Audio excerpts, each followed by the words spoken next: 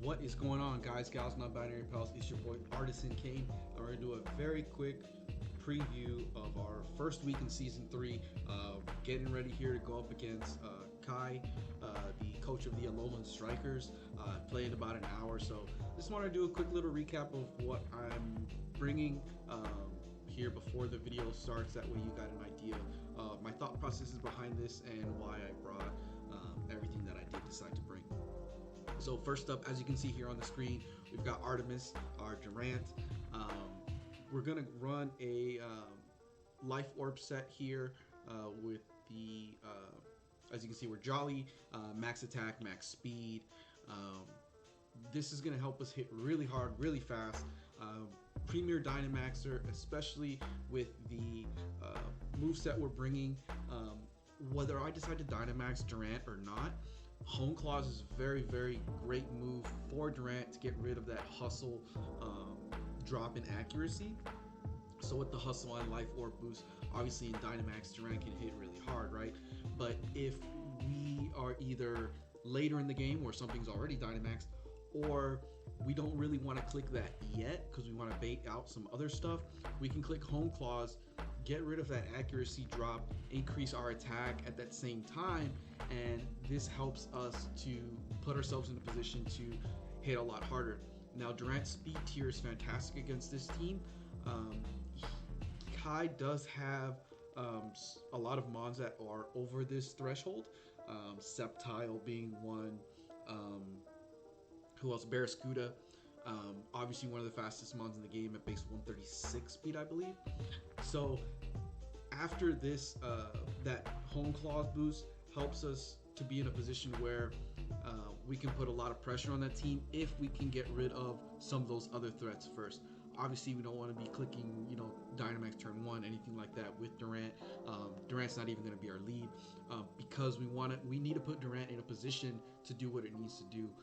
Otherwise, it's not going to be as effective with this set. So superpower primarily there to help check things like Ferrothorn. If we're at like a +1, or we're in Dynamax, that max knuckle kind of helps snowball those plus attacks and can really put us in a good position.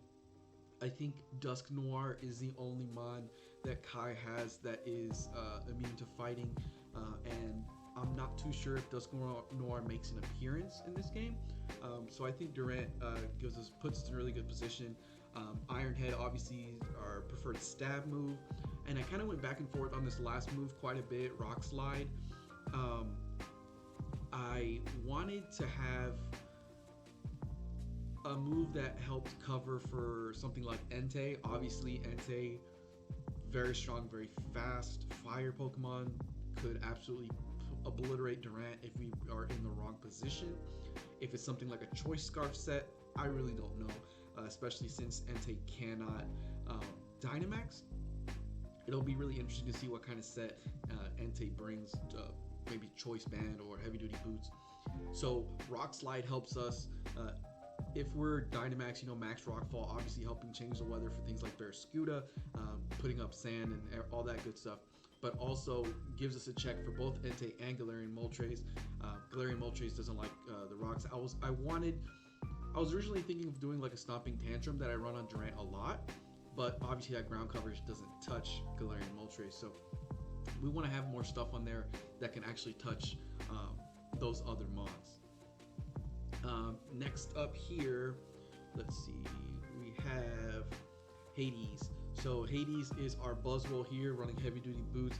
I'm not too worried about hazards. Obviously, Kai does have a Ferrothorn, so Ferrothorn is one of the best hazard setters in the game. It's obviously really annoying to deal with. So I kind of need to make sure I have heavy duty boots just in case the Ferrothorn does decide to get up rocks on us or what have you. We can't be taking that damage on the switch in like that from a mon like Buzzwole. So we are max defense, max attack, we are max defense, max HP with a boatload in attack, obviously, but that's kind of just our base stats. And that extra defense obviously makes our defense a lot higher than our attack.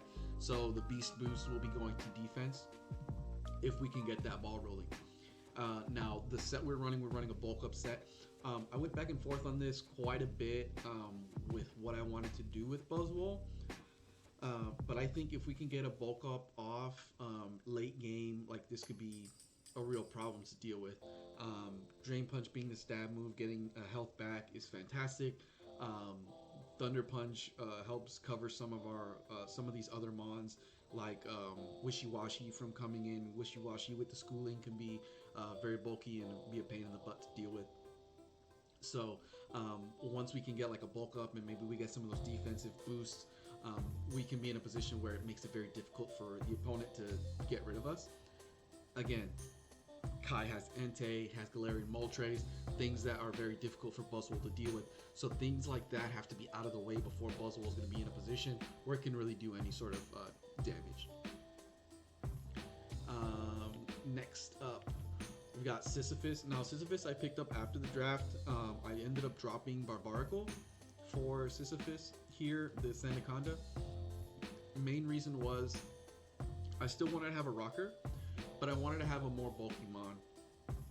And Sandaconda does a lot more with its typing and everything. I love the ground typing for this team. Helps eliminate some of my other weaknesses that I had. Also, you know, I'm running a very defensive set here, as you can see.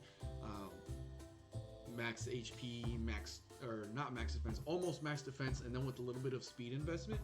And that little bit of speed investment is actually just to kind of cover being able to outspeed some stuff after we get glares off. So as you can see here, we're running Glare, Stealth Rock, EQ, and Rock Slide. Glare can be a real problem for his team. If we can get some free glares off on Ontomons like the Barraskewda and some of these really fast, annoying mons like Sceptile and everything, if they try to switch in on us and we can get a glare on them, we can again put ourselves in a really advantageous position. Rock Slide again, kind of just there to give us some more coverage options.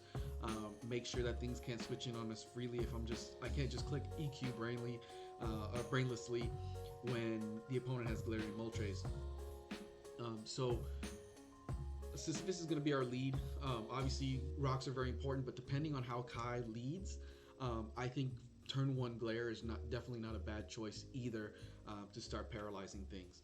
I absolutely love Glare, and I think it can be a real problem to deal with for our opponent this week.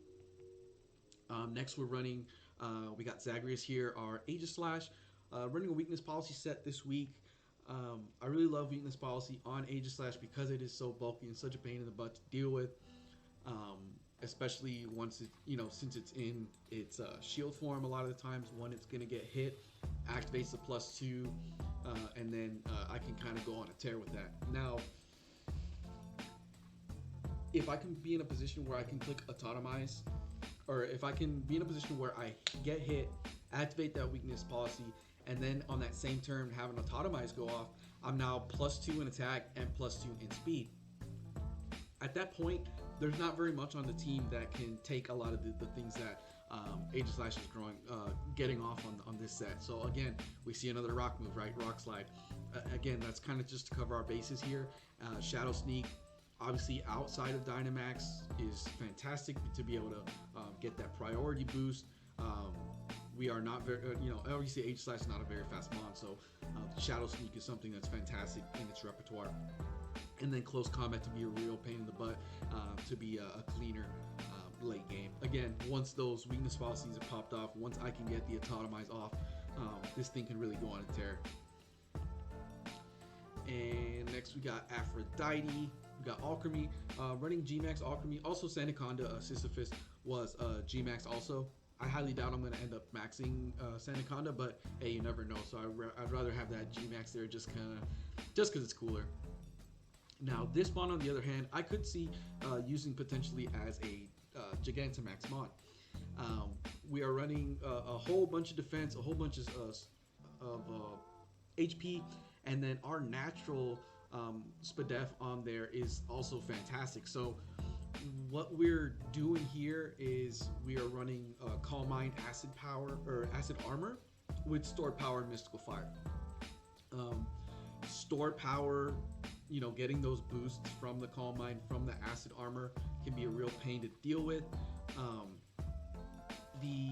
Mystical Fire is mainly there for the Ferrothorn, so the Ferrothorn can't just switch in on us freely and do whatever it wants against us. Especially if it's running like Gyro Ball or something like that, if it's running a more offensive set. We don't want to be in a position where Ferrothorn can hurt us. So that's kind of our idea behind Alchemy here. And again, this can be a Gigantamax mod. Obviously, I'm not running a Fairy move, and that was kind of tough choice because I wanted to run Story Power this week, and I think Ryan actually mentioned it in his team preview of our team, and I really like this set, and I'm kind of sad that he kind of gave away a little bit of hint at that tech. But I still wanted to show it off, and I really wanted to have a Draining Kiss or a Dazzling Gleam on this set, but I think depending on what switches in on us or what we can switch in on, being able to choose between that Calm Mind and the Acid Armor can be a real benefit. That way we can be able to be taking hits or on either side, whether it's special defensive or physical defense.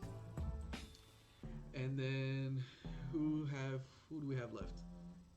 Hydreigon. So we have Nyx, our Hydreigon left here, running a Choice Scarf set. So Hydreigon's not really our like premier attacker this week, I guess you could say. Choice Scarf is really required for this team that Kai has, specifically because, again, those mons that have those really high speed tiers, we need to be able to outspeed a lot of these things so we don't get just clean swept. Choice Scarf helps us outspeed the Sceptile, helps us outspeed the Barraskewda, the Entei, all that. We're running Timid, and again, that's just for the extra speed to make sure that we're outspeeding what we need to outspeed. A little bit of 4-move syndrome this week with Hydreigon. Obviously, I love U-turn, being able to give ourselves some momentum. A problem with clicking U-turn with a Choice Scarf Hydreigon is that it becomes really obvious that we're a Choice Scarf as soon as we click it that first time, and then it makes it easier for the opponent to adjust. But again, I really needed Flamethrower to make sure I can break through the Ferrothorn, and then our dual stabs of Dark Pulse and Draco Meteor. I would have loved to be able to have another move on there, like a ground move or something, or even a Focus Blast or something like that, just to mix it up a little bit. Obviously, Choice Scarf also means that we're locked into whatever we're doing. So Hydreigon can be a late game cleaner to help pick off the mons that are weakened at the end, but otherwise Hydreigon is going to be kind of that pivot for us, that offensive pivot with the U-turn. It helps scare some things out. It helps bring some things in, and if we can get some nice double switches off with Hydreigon also, that can be a real benefit to us in getting something else set up and forcing more switches on the opponent's side. Especially if I can get rocks up, if I can get a lot of switches going on the opponent's side, that's fantastic. Another thing I forgot to mention is that, so as I said, Kai has Ferrothorn, so he's got one of the best hazard setters in the game, but Kai does not have a hazard removal, so getting rocks up can be a real pain for them to deal with, especially since this is a item clause league. Only one mon can have boots, so he can't run boots on everything.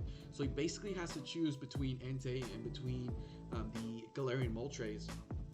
So if for whatever reason neither of them are carrying boots, on the switch in, those rocks are going to be doing big damage.